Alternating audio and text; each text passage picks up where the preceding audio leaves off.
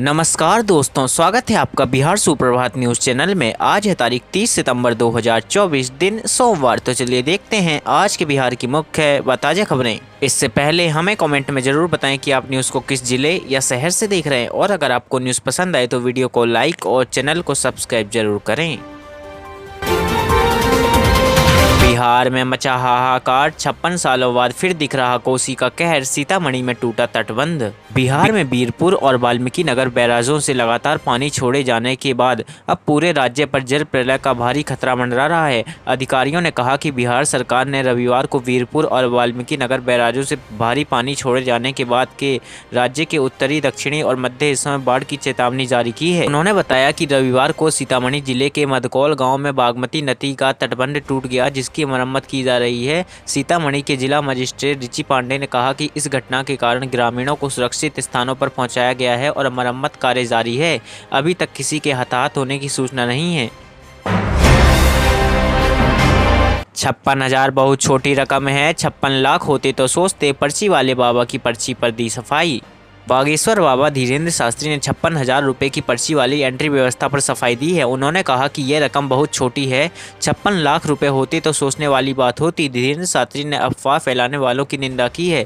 बागेश्वर बाबा ने गया में चल रहे अपने दरबार में 56,000 रुपये की पर्ची से जुड़े विवाद को लेकर भक्तों के सामने अपनी बात रखी है। पंडित धीरेन्द्र शास्त्री ने कहा कि 56,000 की पर्ची तो बहुत छोटी रकम है, 56 लाख की होती तो हम कुछ सोचते भी। उन्होंने कहा कि लोगों के बीच अफवाह फैलाई जा रही है। बागेश्वर धाम सरकार के मुताबिक लोगों के बीच अफवाह फैलाने का काम किया जा रहा है। उन्होंने यह भी कहा कि हमारे लिए सभी भक्त समान हैं, लेकिन यह बात है कि यहां आने वाले कुछ भक्तों के लिए अलग व्यवस्था की गई है, जिसमें काफ़ी खर्च होता है और कोई मसला नहीं है। बिहार में स्मार्ट मीटर पर सियासत भारी, तेजस्वी ने नीतीश सरकार से 13 सवालों के मांगे जवाब। जी हां दोस्तों, बिहार में स्मार्ट मीटर को लेकर सियासत तेज हो गई है। आरजेडी और कांग्रेस प्रीपेड स्मार्ट मीटर के विरोध में जन आंदोलन का ऐलान कर चुकी है। वहीं मुख्यमंत्री नीतीश कुमार खुद कह चुके हैं कि जनता स्मार्ट मीटर को लेकर फैलाई जा रही अफवाहों पर ध्यान न दे और भ्रमित न हो, लेकिन आरजेडी स्मार्ट मीटर को लेकर लूट का हथकंडा करार दे रही है। शनिवार को राजद प्रदेश अध्यक्ष जगदानंद सिंह ने प्रेस कॉन्फ्रेंस कर नीतीश सरकार को घेरा और 13 सवाल पूछे थे, जिसके बाद नेता प्रतिपक्ष और पूर्व डिप्टी सीएम तेजस्वी यादव ने भी सोशल मीडिया पर अपने एक्स अकाउंट पर पोस्ट कर बिहार की एनडीए सरकार से 13 सवालों के जवाब मांगे हैं। दिल्ली में जेडीयू नेताओं से मिले सीएम नीतीश कुमार, बोले बाढ़ से हर स्तर पर निपटेंगे, लगातार हो रही है मॉनिटरिंग। मुख्यमंत्री नीतीश कुमार ने कहा है कि बाढ़ को लेकर हर स्तर पर पूरा ध्यान दिया जा रहा है, सभी तरह के बचाव कार्य और राहत के इंतजाम किए जा रहे हैं। मुख्यमंत्री ने रविवार को दिल्ली में पत्रकारों द्वारा बिहार में बाढ़ को लेकर पूछे गए सवाल पर यह बात कही है। मुख्यमंत्री रविवार की सुबह 2 दिवसीय यात्रा पर पटना से दिल्ली रवाना हुए थे। दिल्ली पहुंचने के बाद उन्होंने अपनी पार्टी के वरिष्ठ पदाधिकारियों से मुलाकात की। इसी क्रम में वह केंद्रीय पंचायती राज मंत्री एवं जेडीयू के पूर्व राष्ट्रीय अध्यक्ष ललन सिंह के नए सरकारी आवास 9 त्यागराज लेन गए। वहीं जेडीयू के राष्ट्रीय कार्यकारी अध्यक्ष संजय कुमार झा की सरकारी आवास 2 तुगलक लेन भी गए। मुख्यमंत्री का सोमवार की शाम दिल्ली से पटना लौटने का कार्यक्रम है। बिहार के 8,500 पंचायतों के विकास का ब्लूप्रिंट पेश करेंगे प्रशांत किशोर, जनसुराज का नेता नहीं बनेंगे प्रशांत किशोर। बिहार में अगले साल विधानसभा चुनाव होने हैं। इस चुनाव से पहले राज्य में सियासी हलचल तेज है और जनसुराज की एंट्री के साथ ही ऐसा माना जा रहा है कि आने वाले समय में यह चुनावी मुकाबला काफ़ी दिलचस्प होगा। जनसुराज के संस्थापक प्रशांत किशोर ने रविवार को पटना में कई अहम बातें कही हैं। पटना के पाटलिपुत्र कॉलोनी स्थित कैंप ऑफिस में वो पत्रकारों से बातचीत कर रहे थे। प्रशांत किशोर ने इस दौरान कहा कि वो फरवरी के महीने में गांधी मैदान में बिहार के विकास का ब्लूप्रिंट रखेंगे। पीके ने बताया कि बिहार के सभी 8,500 पंचायतों के विकास का खाका तैयार होगा। प्रशांत किशोर ने बिहार को पूरी तरह बदलने का दावा पेश करते हुए कहा कि वो खुद जनसुराज के नेता नहीं बनेंगे, बल्कि उनसे भी बेहतर और योग्य शख्स उसका नेतृत्व करेंगे। बिहार में हर रोज 7,500 मेगावाट बिजली की खपत, 10 साल में दोगुनी हो जाएगी डिमांड। बिहार में अगले 10 वर्षों में बिजली की खपत दोगुनी हो जाएगी। बिहार में जिस अनुपात में बिजली की खपत बढ़ रही है, उस हिसाब से केंद्रीय विद्युत प्राधिकरण ने यह अनुमान लगाया है कि प्राधिकरण ने देश के सभी राज्यों के लिए ऐसी रिपोर्ट जारी की है। इसके अनुसार वित्तीय वर्ष 2033-34 तक बिहार में 17,097 मेगावाट बिजली खपत होने का अनुमान है। अब तक बिहार में अधिकतम 8,005 मेगावाट बिजली की खपत हुई है। दरअसल राज्य में साल दर साल बिजली की खपत में वृद्धि हो रही है। वर्ष 2005 में मात्र 700 मेगावाट बिजली बिजली की खपत होती थी। वर्ष 2012 के पूर्व बिहार में औसतन 12 से 15 घंटे बिजली आपूर्ति होती थी। अधिकतम विद्युत आपूर्ति 1700 मेगावाट थी। 2012 में 21 अगस्त को 1751 मेगावाट बिजली आपूर्ति की गई थी। बिहार इंटर स्कूल ई स्पोर्ट चैंपियनशिप के रजिस्ट्रेशन की तारीख बढ़ी। अब 10 अक्टूबर तक होगा रजिस्ट्रेशन। प्रथम पुरस्कार पाने वाले को मिलेगा 1 लाख रुपए। बिहार के पहले Bihar inter school e sports championship में भाग लेने के लिए बिहार राज्य खेल प्राधिकरण ने रजिस्ट्रेशन की तिथि को आगे बढ़ा दिया है। अब खिलाड़ी 10 अक्टूबर तक रजिस्ट्रेशन करवा सकते हैं। यह कंपटीशन 2 फेज में आयोजित होगा। पहले फेज में ऑनलाइन क्वालिफिकेशन राउंड होगा, जिसमें से टॉप 16 टीमें प्लेयर वाले अगले राउंड के लिए क्वालिफाई करेंगे।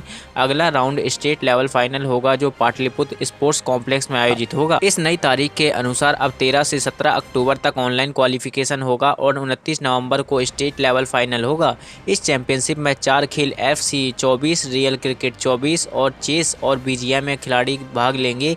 BGMI में भाग लेने वाले खिलाड़ी की उम्र 16 साल से ऊपर और चेस, रियल क्रिकेट और FC 24 के लिए 12 साल से ज़्यादा होनी चाहिए। विजेताओं को सर्टिफिकेट के साथ नगद पुरस्कार दिए जाएंगे। BGMI में प्रथम पुरस्कार पाने वाले को 1 लाख रुपये, दूसरे को 75,000 रुपये और तीसरे स्थान पर रहने वालों को 50,000 रुपये का इनाम दिया जाएगा। वहीं चेस, रियल क्रिकेट और FC 24 के प्रथम विजेता को 40,000, दूसरे को 20,000 और तीसरे विजेता को 10,000 रुपये का इनाम दिया जाएगा। तेजस्वी की गैर मौजूदगी में लालू की बेटियों ने संभाला मोर्चा। मीसा रोहिणी ने बाढ़ के बहाने नीतीश को सुनाई खरी खोटी। बिहार में आई भयंकर बाढ़ ने आधे राज्य को अपनी चपेट में ले लिया है, जिससे लाखों लोग प्रभावित हुए हैं। नेता प्रतिपक्ष तेजस्वी यादव के विदेश हैं। इधर इसकी बहनें मीसा भारती और रोहिणी आचार्य ने मोर्चा संभाला है। बिहार की नीतीश सरकार की जमकर आलोचना की है। पाटलिपुत्र सांसद मीसा भारती ने उम्मीद जताई है कि बाढ़ पीड़ितों तक राहत सामग्री पहुँचाने के लिए सभी आवश्यक कदम उठाए गए होंगे। वहीं दूसरी ओर रोहिणी आचार्य ने इस आपदा को राष्ट्रीय आपदा घोषित करने की मांग की है। उन्होंने राज्य सरकार पर निष्क्रियता का आरोप लगाते हुए कहा, राज्य सरकार कुंभकर्णी नींद सो रही है। बिहार के 13 से ज्यादा जिले इस बाढ़ से प्रभावित हैं, जिससे लोगों के घर डूब गए हैं और जनजीवन अस्त व्यस्त हो गया है। मीसा ने कहा कि बिहार के लोगों को बाढ़ से राहत देने के लिए सरकार को तेजी से काम करना चाहिए। उन्होंने कहा कि मुख्यमंत्री नीतीश कुमार और उनके अधिकारी बाढ़ की स्थिति को लेकर गंभीर नहीं हैं। तांती और ततवा अब अनुसूचित जाति नहीं रहेंगे। सुप्रीम कोर्ट के आदेश के बाद नीतीश सरकार ने लिया यह फैसला। बिहार की नीतीश सरकार ने सभी विभागों और आयोगों से पान और स्वासी जाति के साथ ही जुड़े तांती और ततवा जाति के कर्मियों की जानकारी तलब की है। सामान्य प्रशासन विभाग ने सभी विभागों एवं आयोगों को पत्र लिखकर इसकी जानकारी देने को कहा है। बताया गया है कि उनके आरक्षण की स्थिति में बदलाव की प्रक्रिया शुरू हो गई है। अब ये जातियाँ अनुसूचित जाति श्रेणी में नहीं रहेंगी। यह फैसला सुप्रीम कोर्ट के एक आदेश के बाद लिया गया है। अरविंद केजरीवाल को कुर्सी से नहीं जनता से प्यार है। मुकेश सहनी का मोदी सरकार पर निशाना।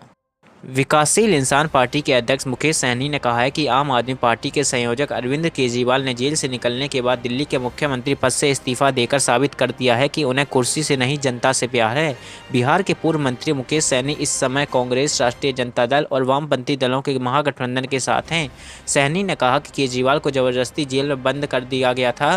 केजरीवाल जेल से बाहर आए और उन्होंने इस्तीफा भी दे दिया। उन्होंने साबित कर दिया कि उन्हें कुर्सी से नहीं जनता से प्रेम है। सहनी ने कहा कि नरेंद्र मोदी सरकार को संविधान से कोई मतलब नहीं है। सरकार गिराना, विपक्षी नेता को जेल में डालना उनकी कार्यप्रणाली का हिस्सा है। पटना के 507 नालों की 15 पैरामीटरों पर होगी जांच। गंगा को गंदे पानी से बचाने का क्या है प्लान। बिहार राज्य प्रदूषण नियंत्रण पार्षद पटना शहर के सभी नालों के पानी की जांच 1 अक्टूबर से शुरू करेगा। जांच 15 सितंबर से होनी थी, लेकिन गंगा के बढ़े हुए जलस्तर के कारण इसे स्थगित कर दिया गया था। अब मंगलवार से नालों के पानी की जांच शुरू होगी, जो 15 दिनों तक चलेगी। इस जांच के लिए नालों को चिन्हित कर लिया गया है। साथ ही किस जगह पर सैंपल लेना है यह भी तय कर लिया गया है। प्रत्येक नाले से 2 सैंपल लिए जाएंगे। जाँच अलग अलग की जाएगी। रिपोर्ट 15 दिनों में आएगी। कुल 507 नालों की जाँच पूरी होने और उसकी रिपोर्ट आने में 2 वर्ष का समय लगेगा। 100 रुपये की बिजली उपभोग करने पर 80 रुपये देने होंगे। बिहार में छोटे उद्योगों को सस्ती बिजली देने का है प्लान। बिहार में बड़े उद्योगों की तर्ज पर अब छोटे उद्योगों को भी सस्ती बिजली मिलेगी। खासकर दिन में अगर छोटे कल कारखानों को चलाया जाएगा तो उन्हें सामान्य दर से 15% सस्ती बिजली दी जाएगी। छोटे उद्योगों को सस्ती बिजली देने का प्रस्ताव बिजली कंपनी इस बार टैरिफ एक्टिवेशन में दे रही है। कंपनी के इस निर्णय का लाभ राज्य के 2.25 लाख छोटे उद्यमियों को होगा। दरअसल बिहार में सामान्य अवधि और पीक ओवर में होने वाली बिजली खपत में आसमान जमीन का अंतर है। पीक ओवर में 8000 मेगावाट बिजली खपत होती है तो सामान्य अवधि में 5-6 हज़ार मेगावाट ही बिजली खपत होती है। बिहार में बाढ़ से तबाही, 5 लोग डूबे, कई तटबंध टूटने से हड़कंप, लाखों की आबादी हुई प्रभावित। नेपाल में लगातार वर्षा से बिहार में नदियों ने रौद्र रूप दिखाना शुरू कर दिया है। दरभंगा जिले के कीर्तपुर प्रखंड के भोगुल गांव के समीप कोसी नदी का पश्चिमी तटबंध करीब 10 मीटर की दूरी में रविवार की देर रात टूट गया। पश्चिमी तटबंध पर करीब 8-9 किलोमीटर में 3 से 4 फीट पानी बह रहा है। जिला अधिकारी राजीव रोशन ने बताया कि कीर्तपुर के 8 पंचायत के लोगों को ऊंचे स्थानों पर जाने के लिए माइकिंग की गई है। इसके अलावा उत्तर बिहार में रविवार को 6 अन्य तटबंध भी टूट गए। इनमें सीतामढ़ी के 3, पश्चिमी चंपारण, पूर्वी चंपारण और शिवहर में एक शामिल है। पश्चिमी चंपारण में एक सुरक्षा बांध भी ध्वस्त हो गया।